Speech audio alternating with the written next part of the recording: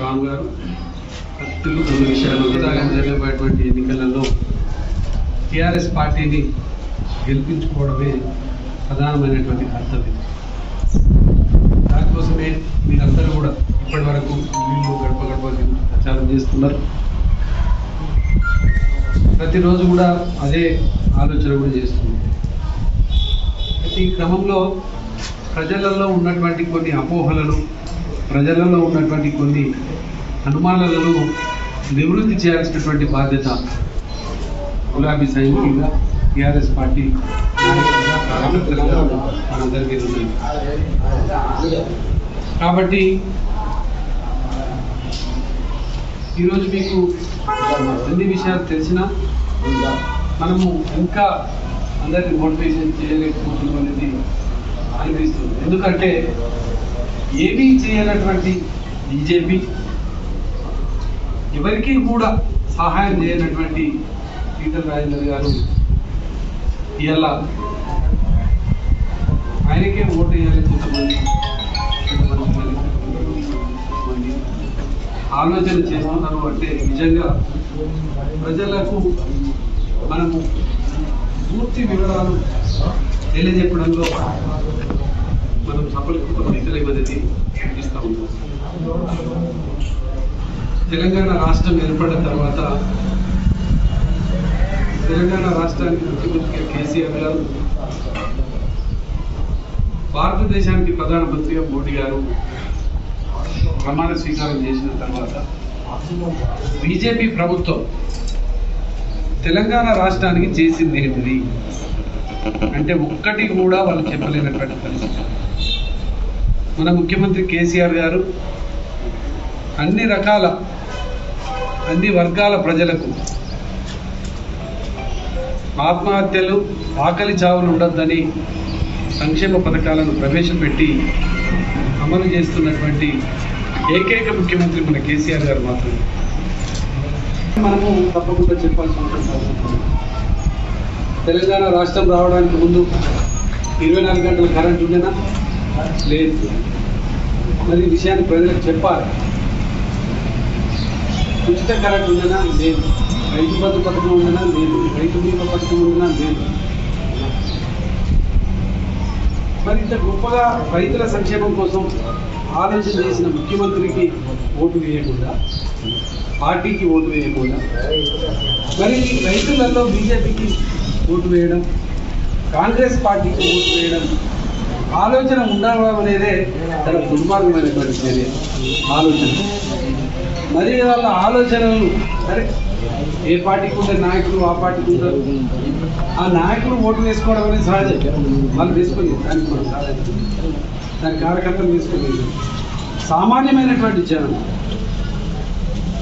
రెక్కాడితే కానీ డొక్కాడినటువంటి ప్రజలు వాళ్ళు ఎట్టి పరిస్థితుల్లో ప్రజా వ్యతిరేక విధానాలను ప్రవేశపెట్టి అమలు చేసినటువంటి పార్టీలు బీజేపీ, కాంగ్రెస్ పార్టీ. వాటిని ఎట్టి పరిస్థితుల్లో ఓటేయాలి అనేది మనం ఖచ్చితంగా మోటివేషన్ చేయాలి, ప్రజలు చైతన్యం చేయాలి. ఇంటింటికి పోతున్నారు, అందరితో మాట్లాడుతున్న క్రమంలో, ఇంటికి పోతున్న క్రమంలో ఖచ్చితంగా వాళ్ళకి చెప్పాలి. కళ్యాణ లక్ష్మి పథకాన్ని ఏ ముఖ్యమంత్రి అయినా ప్రవేశపెట్టే 29 రాష్ట్రాలలో 18 రాష్ట్రాలలో బీజేపీ ప్రభుత్వం ఉంటుంది. ఆ 18 రాష్ట్రాలలో ఎక్కడైనా ఏ రాష్ట్రంలోనైనా మరి కళ్యాణ లక్ష్మి 1,116 ఇస్తున్నారు. మరి మీరు ఇలా గెలిచి ఇక్కడ గెలిచి మీరు ఏం చేస్తారు? అసలు వాళ్ళకి ఎందుకు ఓటేయాలి? అసలు బీజేపీకి ఓటేస్తే ఏం ప్రయోజనం ఈ ఎన్నికలలో? కాంగ్రెస్ కు ఓటేస్తే ఏం ప్రయోజనం ఎన్నికలలో అనే విషయాన్ని మీరు ఖచ్చితంగా ప్రజలకు చైతన్యం చేయాలి. చెప్పండి తప్పకుండా. మేము టీఆర్ఎస్ పార్టీ ప్రభుత్వ పరంగా ఇంకా 2.5 ఏళ్ల కాలం ముఖ్యమంత్రిగా కేసీఆర్ గారు ఉంటారు. వారి నాయకత్వంలో మీకు ఏదైనా సంక్షేమ పథకంలో లబ్ధిదారులై ఉండి మీకు ప్రయోజనం స్టేట్ కూడా పోతే తప్పకుండా మీకు అందేటువంటి విధంగా మేము గులాబీ సైనికులుగా మా కార్పొరేటర్లు కానీ మా నాయకులు కానీ మా కౌన్సిలర్లు కానీ వాళ్ళ ద్వారా మేము చేపిస్తామని మీరు నిక్కచ్చిగా చెప్పడానికి అవకాశం ఉంది. మరి బీజేపీ వాళ్ళు ఏం చెప్తారు? వాళ్ళు రేపు గెలిస్తే, కాంగ్రెస్ గెలిస్తే వాళ్ళు ఏం చేస్తారు? అసెంబ్లీ ఇలా బీజేపీ 2 ఎమ్మెల్యేలు ఉంటే ఇంకో 3 ఎమ్మెల్యేలు వాళ్ళ దాంట్లో గెలిచిన వాళ్ళు అయితే వాళ్ళ దాంట్లో ఎవరు ఉండలే లేదు, అందరూ టీఆర్ఎస్ పార్టీ. ఎందుకంటే వాళ్ళ నియోజకవర్గం అభివృద్ధి చేసుకోవాలి, మంచిగా చేస్తున్నటువంటి నాయకులతో ఉండాలని వాళ్ళు కూడా ఇటే ఉంటున్నారు. కాబట్టి మనము ఈ విషయంలో ఇంటింటికి వెళ్ళి ప్రజలను మనం మోటివేషన్ చేయకపోతే నిజంగా మనము శ్రమపడి ఈ పార్టీలో ఉండి పార్టీ నాయకత్వానికి పనిచేస్తూ సందర్భం వచ్చినప్పుడు శ్రమ పడకపోతే కూడా మనం చేసిందానికి అర్థం లేకుండా పోతుంది. ఏదో తూతూ మంత్రంగా మనం ఏది పాంప్లెట్ పట్టుకుని కరపత్రం పట్టుకుని చేసి పోవడం కాదు. ఎవరికి ఓటు ఇస్తారు? మీరు టీఆర్ఎస్ పార్టీకే ఓటు వేయాలి.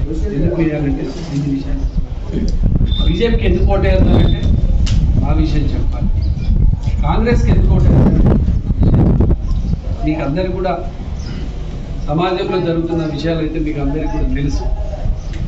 కాబట్టి ఈ యొక్క ఎన్నికల ప్రచారం తప్పుడు మాటలు మాట్లాడుతూ తప్పుడు ప్రచారం చేస్తూ ఇలా బీజేపీ లీడర్ రాజేంద్ర గారు ముందుకు వస్తూ ఉన్నారు. మరి ఆ తప్పుడు ప్రచారాలను తిప్పికొట్టాల్సినటువంటి బాధ్యత కూడా మనందరి మీద ఉన్నది. ఆయన ఏం ప్రచారం చేస్తాడు? కేసీఆర్కు నాకు పోటీ. సార్ కేసీఆర్ ఎక్కడ, ఈయన ఎక్కడ? కేసీఆర్కు ఈయనకు పోటీ అవుతుందా? ఆయన అట్లా ప్రచారం చేస్తారు. మళ్ళా కేసీఆర్కు ఏం చేయలేదు, నాకు అన్యాయం చేసిండు. ఈ యొక్క ఎన్నికలు హుజురాబాద్ ప్రజల ఆత్మ గౌరవ ఎన్నికలు అన్నట్టు. హుజురాబాద్ ప్రజల ఆత్మ గౌరవానికి ఈ ఎన్నికలకు అసలు ఏమైనా సంబంధం ఉందా అనేది కూడా మీరు సవివరంగా చెప్పాలి. ఆయనకు 18లో 2018లో ఓటేసింది, 5 ఏళ్ళు ఎమ్మెల్యేగా ఉండాలి, కేసీఆర్ గారి నాయకత్వంలో పనిచేయాలని వేసింది ఓటు. ఆయన 2.5 ఏళ్ళకే రాజీనామా చేసింది. ప్రజలు ఎవరన్నా కోరిర్రా ఆయన రాజీనామా చేయమని? ఈ విషయాన్ని అడగాలి. మీరు ఆ ఇంటికి పోయినప్పుడు అడగాలి, అసలు ఎందుకు రాజీనామా చేసిండు ఈటల రాజేంద్ర? మనం ఏమైనా చేయమన్నాము? ఎందుకు రాజీనామా చేసిండు? ఆయన మీద ఆరోపణలు వస్తే రాజీనామా చేసిండు. ఆయన మీద ఆరోపణలు వస్తే ఆయన నిరూపించుకోవాలి, ఆయన తప్పు చేస్తే ఆయన జైలుకు పోవాలి. కానీ ఈ ఎన్నికలకు ఎందుకు వచ్చుడు? ఈ ఎన్నికల వల్ల ఎంత నష్టం? ప్రజలకు నష్టం, ప్రభుత్వానికి నష్టం. ఇవన్నీ కాదా? నువ్వు తప్పు చేస్తే తప్పు కాదని నిరూపించుకో. నువ్వు కేసీఆర్ గారిని నువ్వు బర్తరఫ్ చేసి మంత్రి పదవి నుంచి ఎమ్మెల్యేగా రాజీనామా చేయమని చెప్పలేదు కదా? ఎమ్మెల్యేగా రాజీనామా చేస్తాడు. ఎమ్మెల్యేగా రాజీనామా చేసి అక్కడ ఏదో ఆయన కష్టపడితే తప్పు చేసి ఆయన చేస్తుంటే దాన్ని ప్రజల మీద మనందరూ చెప్పిన పెట్టు ఎలక్షన్ ఆత్మ గౌరవ ఎలక్షన్ అంటే ఇది ఎట్లా మనము దాన్ని ప్రజలు దీన్ని ఎట్లా సమర్థిస్తారు? ప్రజలకు ఎవరికి కూడా ఆయన మీద ఆలోచన కూడా లేదు. కానీ ఆయనకు ఉంటారు కదా కొంతమంది, వాళ్ళు ఈ ప్రచారాన్ని చేసుకునేవాడు. కేసీఆర్ గారు నేను చేసినట్టు టీఆర్ఎస్ పార్టీ కేసీఆర్ గారు ఆయన వ్యాపారం చేసుకునేటువంటి తీసుకొచ్చి కమలాపూర్ నియోజకవర్గాలకు టీఆర్ఎస్ పార్టీ పక్షాన్ని టికెట్ ఇచ్చి పరిచయం చేయించి 2004లో ఎమ్మెల్యే చేశాడు.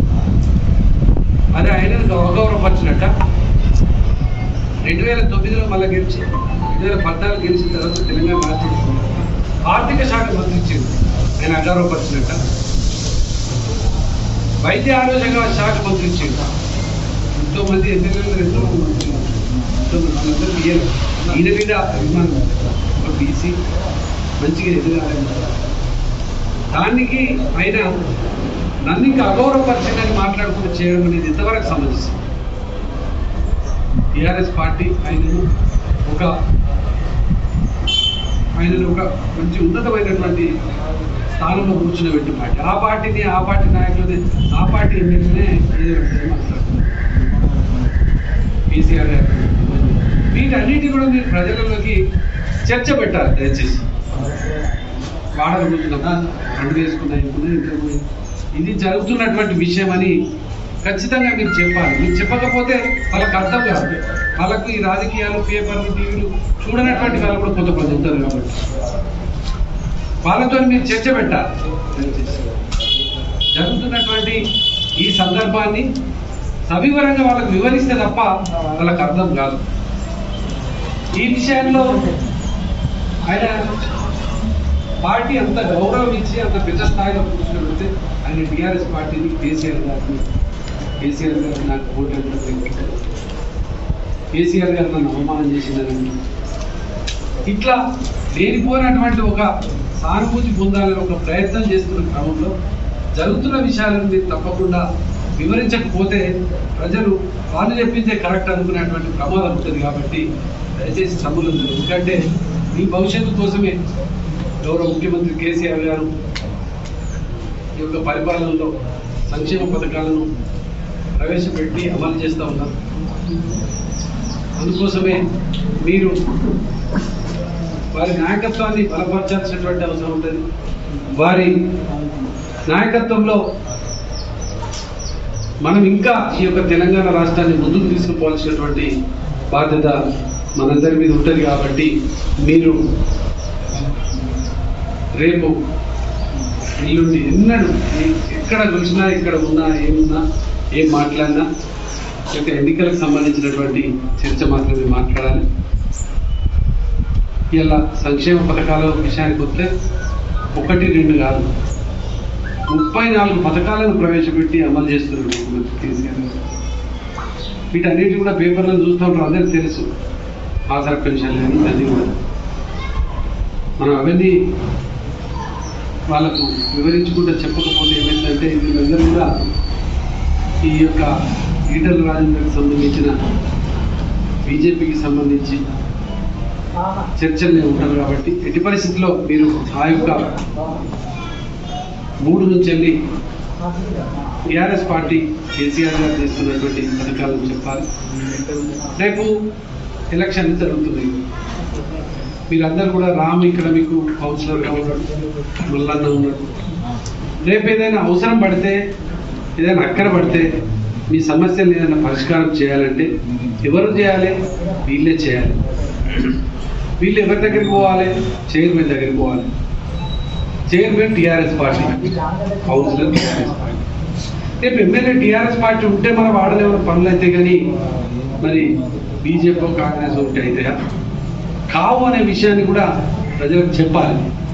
ఇట్లా చెప్పుకుంటూ పోతే తప్ప మనకు ఈ యొక్క అవకాశం ఈ యొక్క ఎన్నికలలో మనము మెజారిటీ అత్యధికమైనటువంటి మెజారిటీ సాధించేటువంటి దిశగా మీరందరూ కూడా ఇంత గట్టిగా పనిచేయాలి. ఇల్లు గడప గడపకు ఏదో చేయి అనుకుంటా పోతే కాదు, అందరినీ చైతన్యం చేయాలి. అందరినీ కూడా మన శ్రీకు వచ్చేటువంటి విధంగా మీరు ఆలోచన చేయాలని ప్రత్యేకంగా తమ్ములందరూ కూడా విజ్ఞప్తి